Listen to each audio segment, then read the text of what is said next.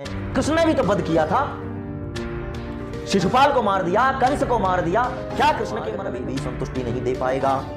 इसलिए बार बार अपने मन को साधने का प्रयास करना चाहिए। वो उत्पन्न नहीं होने देता स्वयं के अंदर, वो भगवान विष्णु को अत्यंत प्रिय है। किसी व्यक्ति को अगर मैं दंड दे रहा हूं, किसी व्यक्ति को अगर मैं कल्याण के मार्ग पर आगे बढ़ाने का कार्य कर रहा हूं, तो देने वाले हो सकते हैं। आपके कुछ ऐसे व्यक्ति हो सकते हैं जो कुछ दूर तक साथ चलेंगे। मानो अपि यो नरा क्षमयान्वितः तम उत्तमम नरम प्राहुर विष्णोः प्रियतरम तरः। समाज में आजकल जो संतों के बीच में वैर भाव देखने को मिलता है कि जो व्यक्ति आज संत के रूप में या साधु के वेश में या फिर समाज में उस विचारधारा को पकड़कर काम करने वाले जो लोग हैं, वो अपने आप को किस तरीके से प्रदर्शित कर रहे हैं, किस तरीके से समाज के सामने रख रहे हैं, किस तरीके से अपनी पहचान बनाने के लिए प्रयास कर रहे हैं। व्यक्ति के अंदर जिस प्रकार के भाव हैं, जिस प्रकार के विचारों से वो ओतप्रोत है, जिस प्रकारों के विचारों से उसने अपने नए संस्कार या फिर पुराने संस्कारों के आधार पर जो जीवन को सजोया है, वाणी से वही स्पष्ट रूप से निकलेगा, उसको कोई नहीं रोक सकता। ये यथार्थ सत्य है। अब ठीक है, हम गुरुकुल चले गए, हमने शास्त्रों का अध्ययन कर लिया, हमको संस्कृत बोलनी आ गई और हमको जो है वाचन करना आ गया, किंतु हमारा हृदय कितना पवित्रता को ग्रहण करने में समर्थ हो पाया, हमारा मन किस प्रकार की शुद्धि को ग्रहण करने में समर्थ हो पाया। ठीक है, यहां क्या लिखा है? स्वामी जी रामायण कहती है, चतुर्थ अध्याय का 18वां श्लोक है, विरोधिष्वपि मूर्खेषु निरीक्ष्य अवस्थितां गुणान् विरोधम नाधिगच्छन्ति सज्जनाः संत चेतसा। कह रहे हैं कि शांत चित्त साधु जो है, अपना चित्त जिस व्यक्ति ने संभाल लिया है, क्या कहा? बोले हमने शास्त्रों का अध्ययन किया, हमने बहुत सारी किताबें पढ़ी। बहुधा वाच्यमानो अपि यो नरा क्षमयान्वितः तम उत्तमम नरम प्राहुर विष्णोः प्रियतरम तरः। कह रहे हैं कि जो व्यक्ति दूसरों की बुराई, दूसरों के द्वारा अपशब्द बोलने पर भी उन व्यक्तियों के बारे में गलत विचारों को उत्पन्न नहीं होने देता स्वयं के अंदर, वो भगवान विष्णु को अत्यंत प्रिय है। दंड देना एक अलग चीज है स्वामी जी। किसी व्यक्ति को अगर मैं दंड दे रहा हूं, किसी व्यक्ति को अगर मैं कल्याण के मार्ग पर आगे बढ़ाने का कार्य कर रहा हूं, तो एक अलग चीज बन जाती है। लेकिन क्या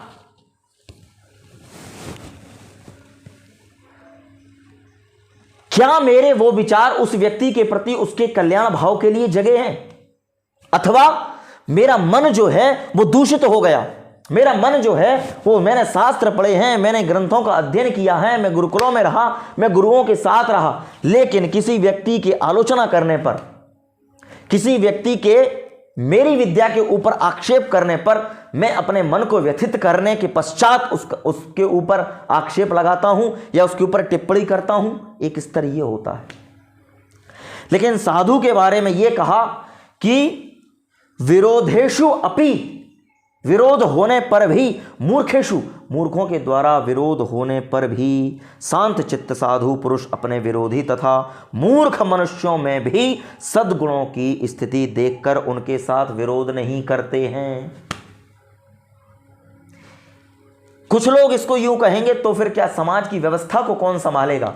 आप ही संभालोगे, किंतु समाज की व्यवस्था को संभालने का काम वो लोग नहीं कर सकते जिन लोगों ने अपने मन को स्वच्छ करने का कार्य नहीं किया, जिन लोगों ने अपनी विद्या का प्रयोग विद्या ददाति विनयम के लिए नहीं किया, जो लोग अपनी बुद्धि को स्थिर रखने के लिए, शांत रखने के लिए अपने आप को तैयार नहीं कर पाए हैं। कृष्ण ने भी तो वध किया था,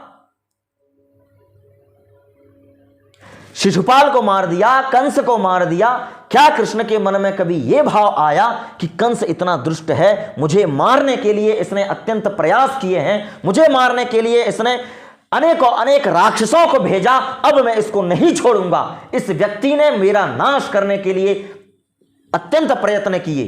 क्या कृष्ण ने कभी ऐसा सोचा? क्या कृष्ण ने यह सोचा कि इस व्यक्ति ने मुझे सबके सामने गालियां दी हैं, मैं इसको नहीं छोड़ूंगा? क्या कृष्ण का मन इस तरीके से व्यथित हुआ था? नहीं। क्यों? क्योंकि विद्या का प्रयोग करना प्रत्येक व्यक्ति के बस की बात नहीं है। विद्या का प्रयोग करने के लिए एक ऐसे गुरु का साथ जो आपके चित्त पर काम कर सके, जो आपके स्वभाव पर काम कर सके, जो आपके बुरे संस्कारों को तोड़ने का कार्य कर सके, वही व्यक्ति वास्तव में विद्या प्राप्त कराने में समर्थ हो पाएगा। अन्यथा तो आप चीजों को प्राप्त तो कर लोगे, चीजों को बोलने में तो समर्थ हो जाओगे, चीजों को अपना वक्तृत्व तो सुधार लोगे, लेकिन जब आप समाज में कार्य करने निकलोगे तो आपका भाव किस प्रकार का होगा, आपका जो विचार होगा वो किस दृष्टिकोण का होगा। देखो, दृष्टि अगर रोगी हो जाए, दृष्टि में अगर कोई कमी आ जाए तो उसका इलाज हो सकता है, वो संभव है। लेकिन अगर आपका दृष्टिकोण खराब हो गया, उसका कोई इलाज संभव नहीं है। शरीर में कोई अगर विकार आ जाता है, शरीर में अगर कोई रोग घुस जाता है, तो उसका इलाज संभव है। पृथ्वी पर अनेक औषधियां बनाई गई हैं, लेकिन आपकी विचारधारा अगर गंदी हो गई, अगर आपका मस्तिष्क गंदा हो गया, अगर आपके मस्तिष्क की स्थिति में विचलन पैदा हो गया, वो कभी भी सुधर नहीं सकता। आप विरोध करते रहो, आप अपने आप को स्थापित करते रहो, कोई भी हो चाहे आप। मैं स्पष्ट रूप से कह देना चाहता हूं, और मैं किसी का विरोध नहीं कर रहा हूं।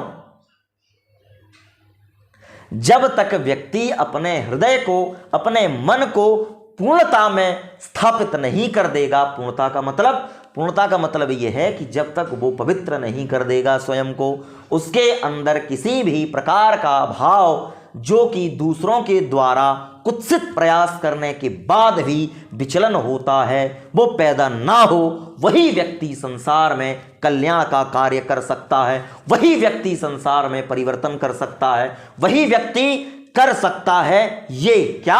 यदा यदा ही धर्मस्य ग्लानिर्भवति भारतः अभ्युत्थानम् अधर्मस्य तदात्मानं सृजाम्यहम् परित्राणाय साधूनां विनाशाय च दुष्कृताम्। इसको बोलने के लिए आपको परम पवित्रता में रहना पड़ेगा। अगर आपकी विद्या ददाति विनयम को साक्षात नहीं कर पा रही है, आपके अंदर किसी भी प्रकार का द्वेष उत्पन्न हो रहा है, किसी भी व्यक्ति के उल्टा सीधे बोलने पर आपका मन मलिन हो रहा है, तो अभी आपको अपने ऊपर कार्य करने की आवश्यकता है। संसार में कार्य करने के लिए, संसार में अपने आप को स्थापित मात्र करने के लिए अगर आप प्रवचनों, ज्ञान, बुद्धि, विवेक का सहारा ले रहे हैं, तो वो नितांत गलत मार्ग है और आप कभी भी उसमें सफल नहीं हो पाएंगे। आपके कुछ अनुयायी हो सकते हैं, आपके कुछ साथ देने वाले हो सकते हैं, आपके कुछ ऐसे व्यक्ति हो सकते हैं जो कुछ दूर तक साथ चलेंगे, किंतु आपको वो मार्ग कभी भी संतुष्टि नहीं दे पाएगा। इसलिए बार बार अपने मन को साधने का प्रयास करना चाहिए।